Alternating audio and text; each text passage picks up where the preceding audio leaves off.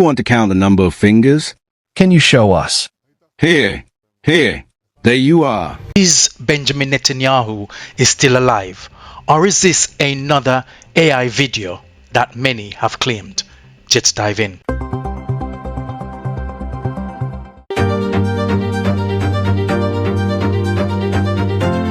Recently, there's been many videos on social media and speculations that Benjamin Netanyahu may have been killed by Iranian strikes.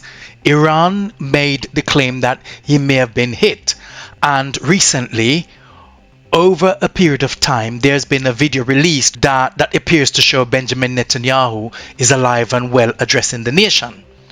And others captivated on the video and pointed out that Benjamin Netanyahu has 6 fingers, which suggests that the video was AI generated. This is what the news initially reported by One India. Iranian media is now claiming that Israeli Prime Minister Benjamin Netanyahu may have been hit in a major Iranian strike, and that his current fate remains unclear.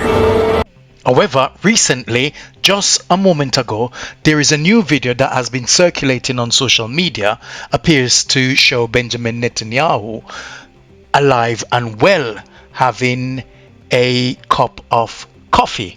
Hindustan Times files this report. Thank you. What did you ask me? I think they are saying on the internet that you're dead. I'm dead on coffee. You know what? I love my nation to death and how they behave. Fantastic. Do you want to count the number of fingers? Can you show us? Here. There you are. Yes, the image appears to show that Benjamin Netanyahu was in fact him and in real life, and he looks as if he was smiling. Behind him you can see as if there is a guard standing outside guarding the cafe, and you can see people staring at him. Obviously he's a prime minister and therefore will draw attention, but we just have to wait to see if there's anyone who would be able to analyze anything that may look sinister. For now, we have to accept that Benjamin Netanyahu may be alive. But when he was asked what message does he have for the people, this is what he had to say. Watch this. Do you have a message for the people? Go out and breathe some air, but stay safe. Your stance is amazing. It gives me strength. The government, the IDF, the Mossad, we're doing things I can't share with you right now, but we're doing very strong things in Iran on this day. Also in Lebanon. We're continuing. You're telling me to continue? I say to all of you, you should continue as well. You should continue to listen to the orders of the Eastern Command. All the time, listen to the orders of the Eastern Command, and also to the leaders of the cities, to always be at hand. We'll try as much as we can. And thank you for the coffee. It was excellent. I don't know about calories. I think it's very dangerous. Meanwhile, news just in that the USS Carney has been hit by Iran and it is sunk on the bottom of the Persian Gulf. This is according to the Black Box Money YouTube channel, is suggesting that this claim may have been made by Iran. Gone. A United States Navy destroyer is on the bottom of the Persian Gulf. Not damaged, not disabled, not limping back to port with a hole in its hull, and a casualty report being managed by Pentagon communications officers trained to minimize what the public understands about what actually happened. Gone, beneath the surface. In water deep enough that the wreck will sit there for the rest of recorded history as the most tangible evidence that something fundamental about American military power changed on this day in this body of water, the USS Carney. An Arleigh Burke-class guided missile destroyer, 505 feet long, a crew of 281 American sailors, commissioned in 1996. Deployed to the Persian Gulf as part of the naval architecture that was supposed to project American dominance, deter Iranian aggression, and guarantee freedom of navigation through the world's most strategically critical waterway. Iran sank it. 2 anti-ship missiles. The first struck the forward hull section at the waterline, destroying the primary damage control infrastructure that would have given the crew a fighting chance of keeping the ship afloat. The second struck the engine room 12 seconds later while the crew was still processing the first impact. The ship lost all propulsion, all power, and all ability to respond to the flooding that both strikes initiated simultaneously. It went down in 23 minutes. 23 minutes.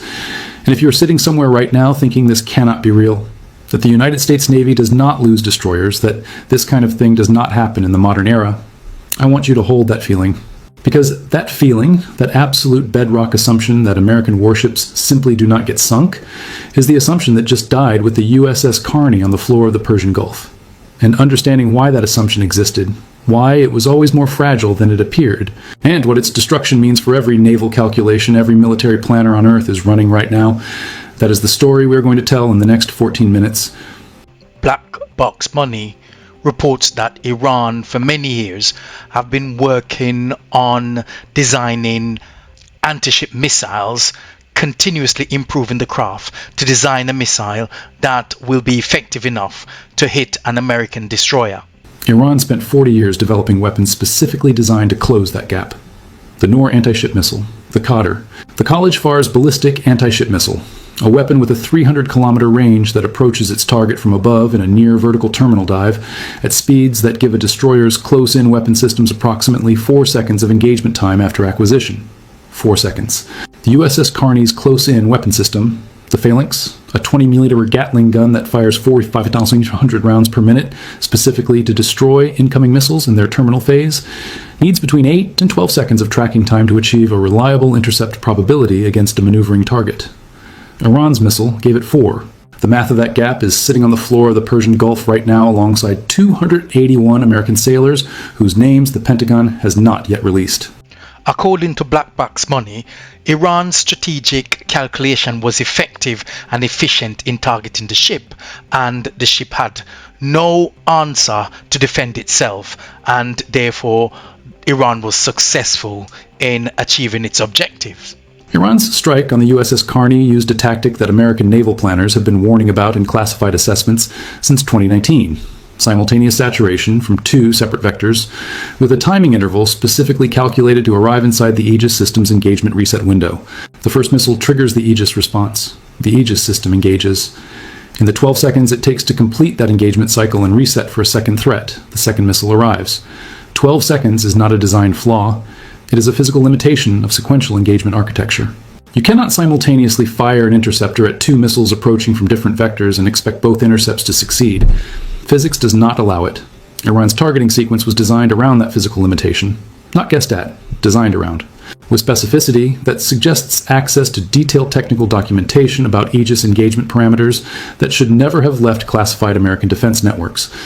The USS Carney ran the Aegis system perfectly. It engaged the first missile correctly. It attempted to engage the second. The engagement failed. The ship went down in 23 minutes. The system did not fail. The system was defeated. Now it's over to you. Do you believe that if this claim is true, Iran is getting more sophisticated and more accurate in its weapons design and is proving to be effective and challenging to the United States? Do you also believe that the images of Benjamin Netanyahu is real and it is not fake, it's not AI generated, and he's alive? And if you think this is fake, just write in the comment section that this story is fake and these claims cannot be verified and there is no such hit. So I'd like to thank you very much for your time, and I shall see you on the other topic.